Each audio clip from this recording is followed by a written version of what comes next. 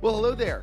It is great to see you again, and welcome back to the OKR Cohort video and podcast series. I am your host and moderator, Ryan Ruff. It's great to be back with you guys today.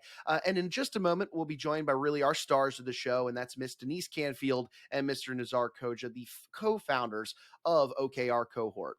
And today, like in our past videos, we're going to be acknowledging a very specific challenge that is facing so many organizations, thought leaders, and just higher ups within their respective organizations. And we're going to be diving into what this challenge is. And Nazar and Denise, they're going to be offering some real strategies and solutions to not just sidestep this issue, but to charge right through it. And at the end of the video today, we hope that we have some real solutions and strategies that you could begin implementing within your organization today. That's the goal here. We want to give you some real value that you can walk away with after today's episode. So with that being said, let's go ahead and bring Nazar and Denise out to get right into the discussion. Nazar, Denise, it's great to see you guys this morning. How are you doing? We're doing great, Ryan. Good morning, Ryan. Doing awesome. Thanks again for hosting this. Oh, of course, guys. I always look forward when we get together. We have some great conversations here on this podcast. And guys, we're going to be tackling a specific challenge, right? That's facing a lot of organizations that you're seeing, are really battling through on a regular basis. Nazar, why don't you frame it up for us? Let's start high level here today. Talk to me. What is this big challenge that you're seeing? Thanks, Ryan. Many people don't understand the problem or opportunity first. They always lead into brainstorming on solution that causes a lot of rework and frustration among people within organizations. Usually supervisors and managers tell us what to do, but that isn't necessarily the right approach in terms of the priority and value to the company or customer.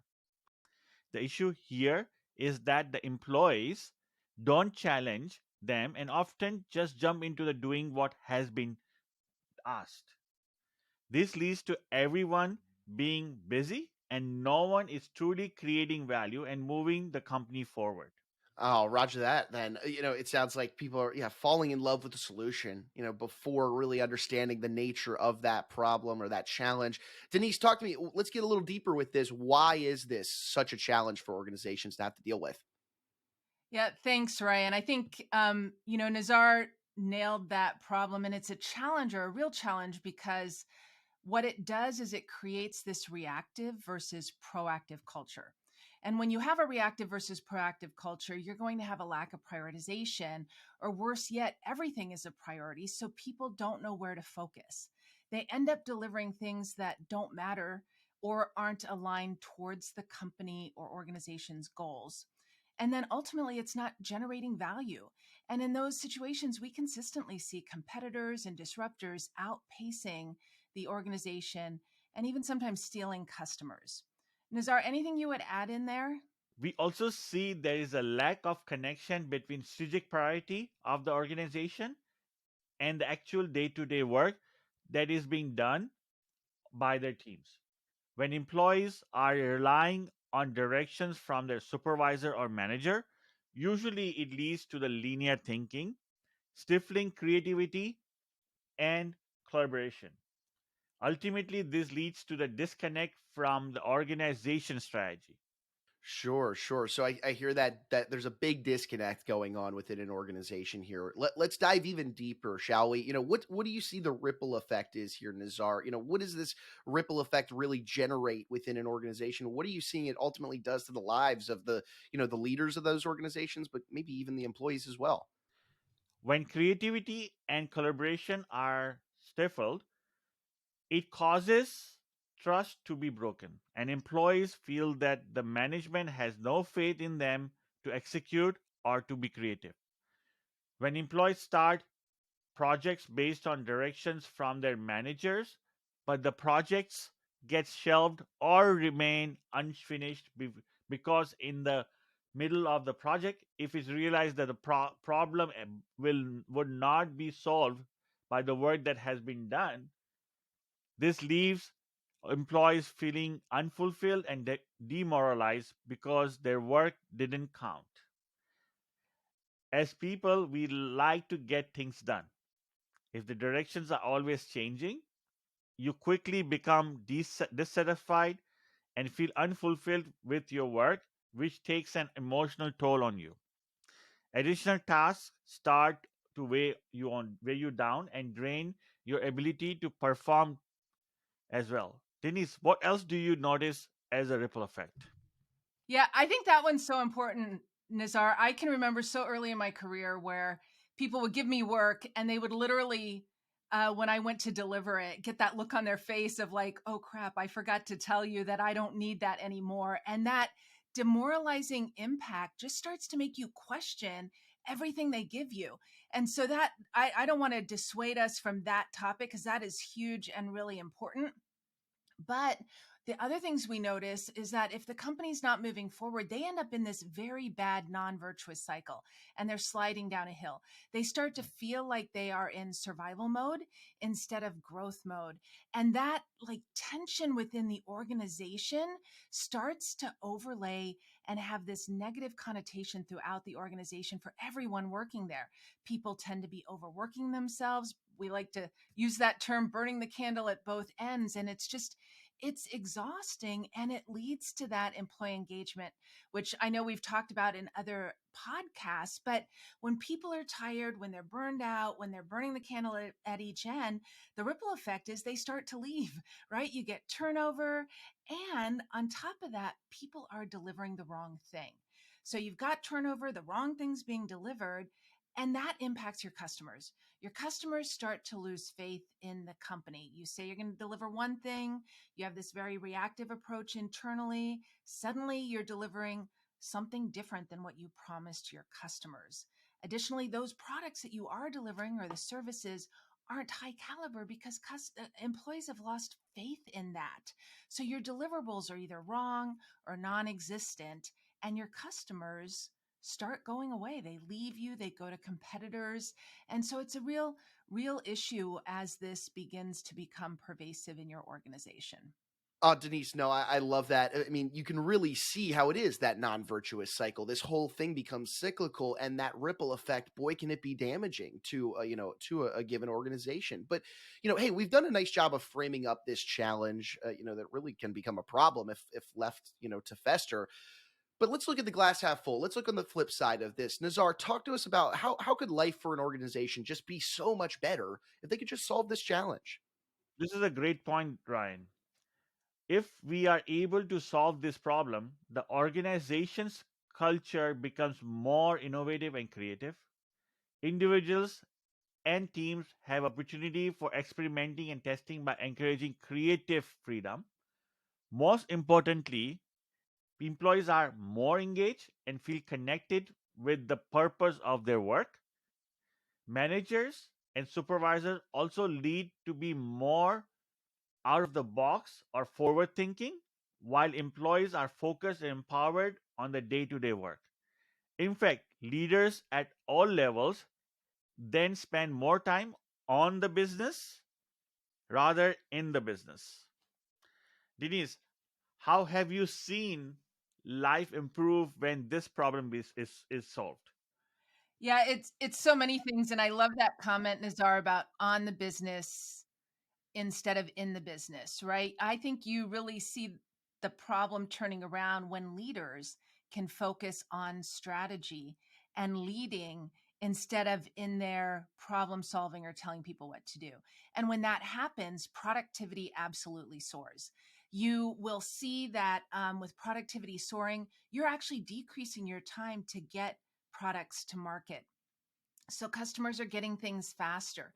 Additionally, you're seeing efficiency and throughput of work increase. So your teams are able, and it's weird, right? Before they were overworked, but suddenly they're able to get more work done because the work they're doing makes sense and delivers value. On top of that, you see customer satisfaction going up. They're happy. They're enjoying the products they're getting because they're getting the products you told them they would get.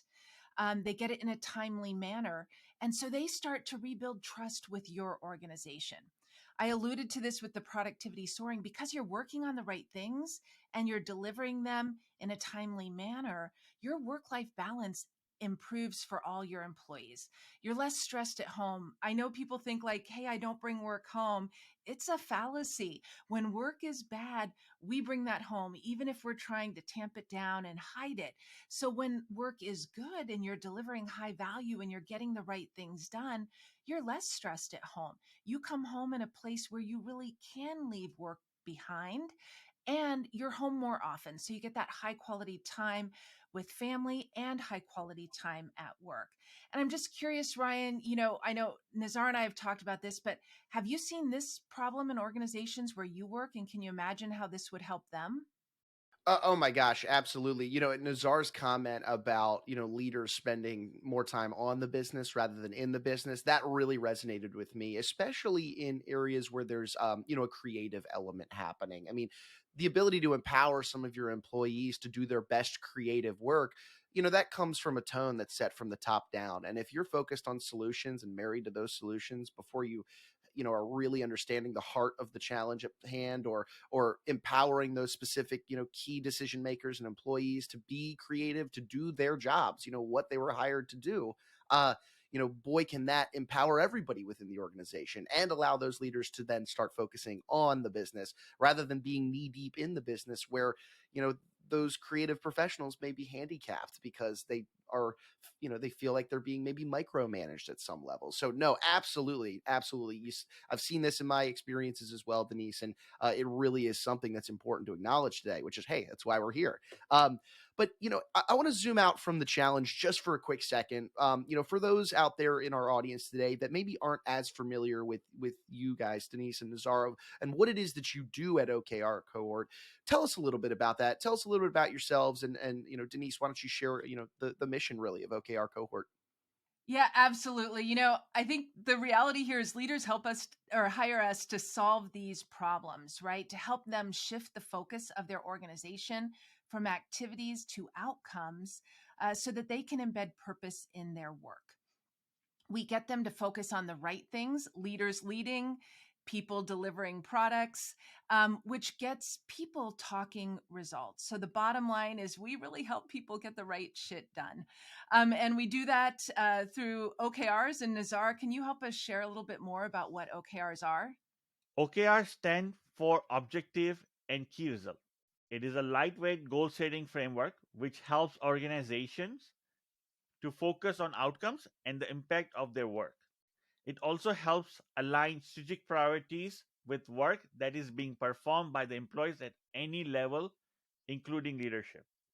Roger that. So, guys, if we're looking at this problem today, this idea of organizations being married to solutions before they understand the true nature of a problem, if we're looking at that challenge, I understand you guys have a specific strategy and solution that you work with organizations to tackle this very challenge. Would you care to teach us that lesson, share that wisdom with us today, so that somebody could really maybe begin implementing this into their own organization after watching today's video and podcast?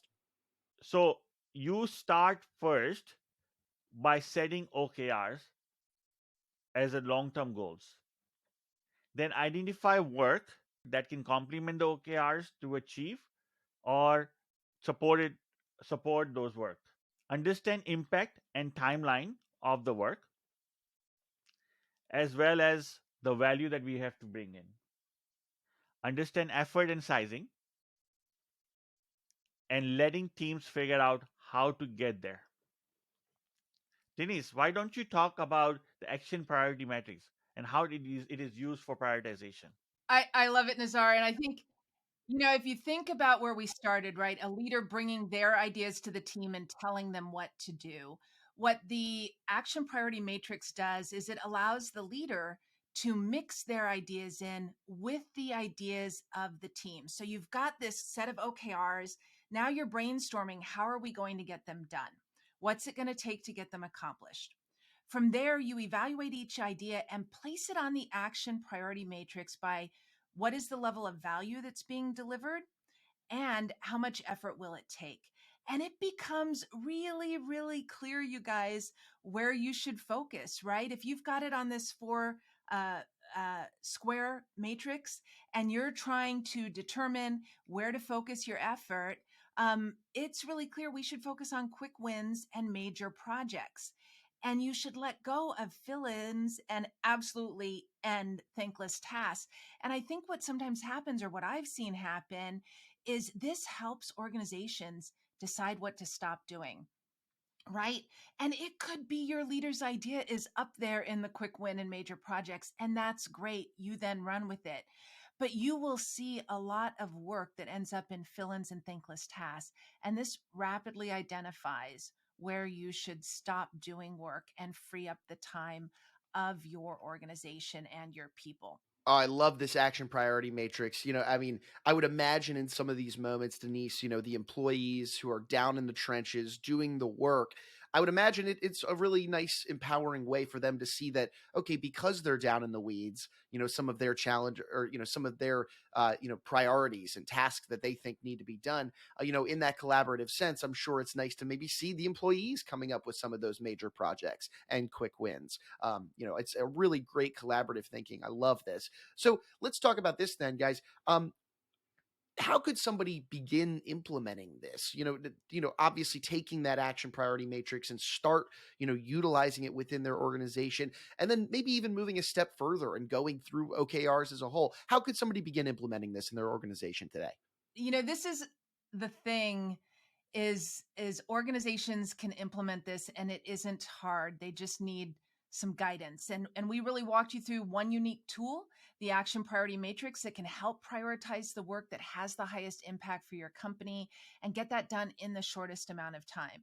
And now people really need to make a choice. Are you going to stay complacent with the company status that you're at, where everyone's busy all the time, but the company isn't progressing? Or are you ready to take an action and start prioritizing the organization's work to move your company into the next chapter and get the right things done? If you want to do that, if you want to get the right things done and move forward, you can absolutely book a consultation with us by clicking on the link below.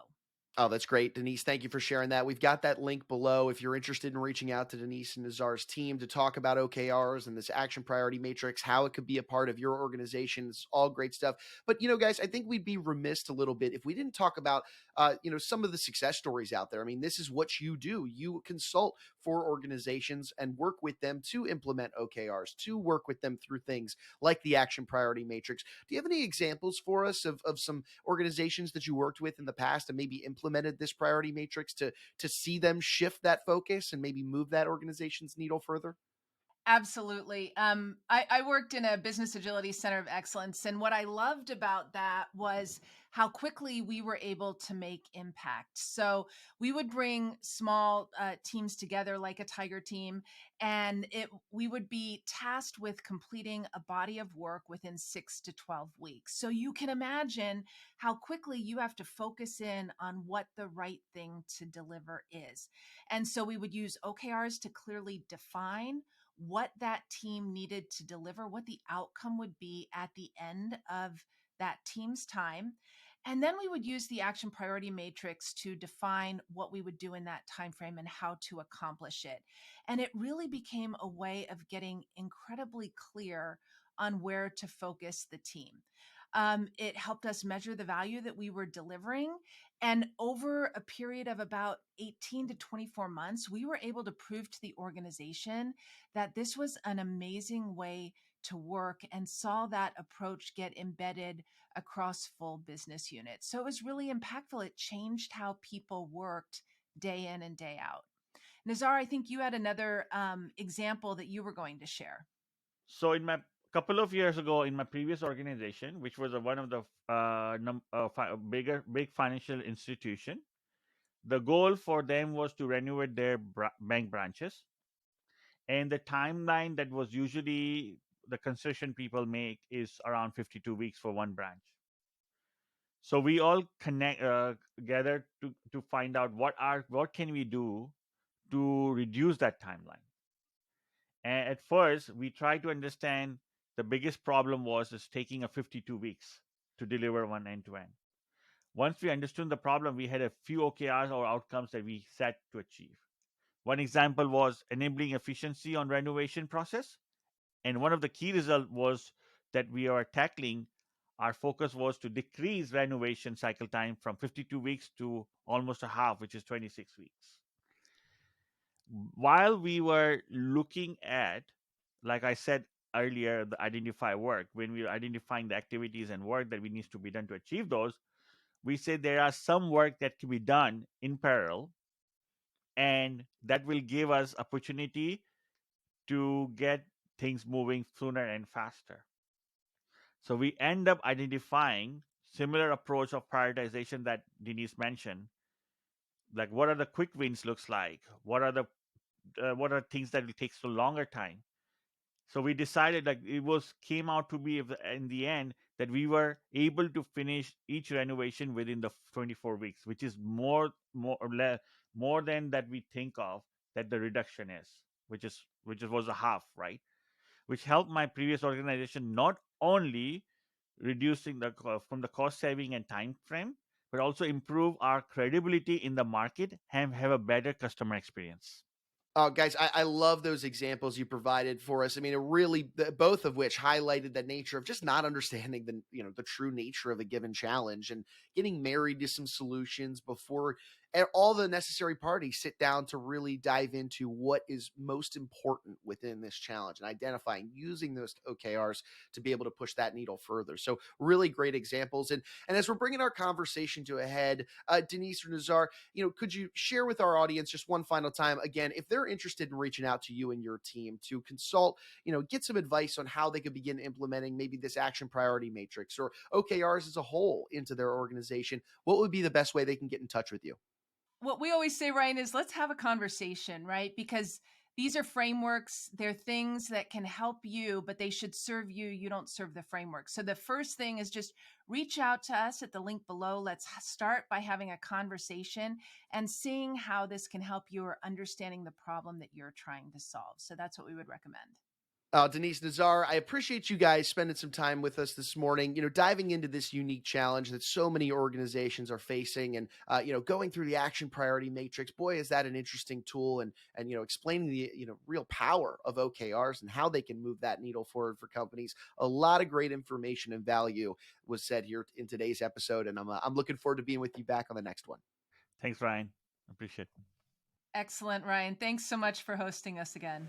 Alrighty, thanks guys. And hey, look, we want to say one final goodbye and thank you to you guys, and that's our audience, for spending some time with us this morning here on the show. If you took anything away from today's conversation, you benefited from it in any way, shape, or form, do us a favor and subscribe to the show on whichever platform you checked us out on today. And then, of course, share this information with any friends, family, business leaders, anybody that you think would benefit from these types of organizational conversations. Because, at the end of the day, Denise, Nazar, and I, we're taking the same conversations and strategies that they're having, with their clients on a regular basis, and we're bringing them right to you guys on this podcast. And that means we've got some great episodes teed up for you down the road, and we'd hate to have you miss out on any of that beneficial information. So be sure to subscribe to the show. That way you never miss out on a new episode.